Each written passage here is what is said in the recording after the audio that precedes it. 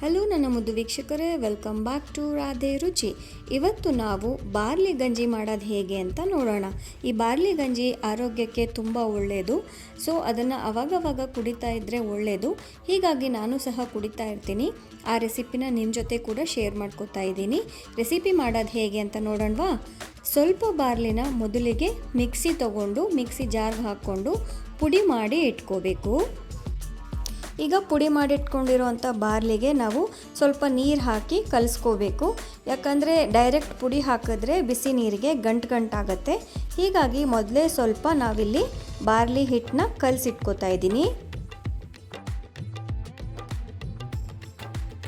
ಈಗ ಗಂಜಿಗೆ ಎಷ್ಟು ನೀರು ಬೇಕೋ ಅಷ್ಟು ನೀರನ್ನ ನಾವು ಇಲ್ಲಿ ಕಾಯೋದಕ್ಕೆ ಇಡೋಣ. ನೀವಿಲ್ಲಿ ನೋಡ್ಬೋದು 3 ಕಪ್ನಷ್ಟು ನೀರು ತೊಗೊಂಡಿದ್ದೀನಿ. ನೀರು ಕಾದ್ಮೇಲೆ ನಾವೇನು ಹಿಟ್ಟನ್ನ ಕಲಸಿಟ್ಕೊಂಡಿದ್ವಲ್ಲ ಅದನ್ನು ಮಿಕ್ಸ್ ಮಾಡ್ಕೋಬಹುದು. ಇನ್ನು ಗಂಜಿ ಸ್ವಲ್ಪ ಗಟ್ಟಿಗೆ ಬೇಕಂದರೆ ನೀರನ್ನ ಸ್ವಲ್ಪ ನೀವು ಕಡಿಮೆ ತೊಗೋಬೋದು. ನಾನು ಇದನ್ನು ಜ್ಯೂಸ್ ಥರ ಕುಡಿಯೋ ಥರ ಮಾಡ್ತಾಯಿದ್ದೀನಿ. ನೀವು ಏನಾದರೂ ಸೂಪ್ ಥರ ಬೇಕು ಅಂದರೆ ಈ ನೀರನ್ನ ಸ್ವಲ್ಪ ಕಡಿಮೆ ಹಾಕ್ಕೊಂಡ್ರೆ ಸ್ವಲ್ಪ ಗಟ್ಟಿ ಆಗುತ್ತೆ. ಇದನ್ನು ನಾವು ಹಿಟ್ಟು ಹಾಕಿದ ತಕ್ಷಣ ಕೈಯಾಡಿಸ್ತಾನೇ ಇರಬೇಕು. ಕೈಯಾಡಿಸ್ತಾ ಇಲ್ಲ ಅಂತಂದರೆ ಅದು ಗಂಟಾಗುವಂಥ ಸಾಧ್ಯತೆ ಇರುತ್ತೆ. ಮೊದಲಿಗೆ ಸ್ವಲ್ಪ ಹೊತ್ತು ನೀವು ಈ ರೀತಿ ಕೈಯಾಡಿಸ್ತಾನೇ ಇರಬೇಕು. ಈಗ ನೋಡಿ, ಈ ಗಂಜಿ ಕುದೀತಾ ಇದೆ. ಇದೇ ರೀತಿ ಒಂದು 5ರಿಂದ 6 ನಿಮಿಷ ಕುದ್ರೆ ಅದು ಬೆಂದಿರುತ್ತೆ. ಕುದ್ದಾದಮೇಲೆ ನಾನಿಲ್ಲಿ ರುಚಿಗೆ ತಕ್ಕಷ್ಟು ಉಪ್ಪು ಹಾಕೋತಾ ಇದ್ದೀನಿ. ಈ ಬಾರ್ಲಿ ಗಂಜಿ ಆರೋಗ್ಯಕ್ಕೆ ತುಂಬ ಒಳ್ಳೆಯದು.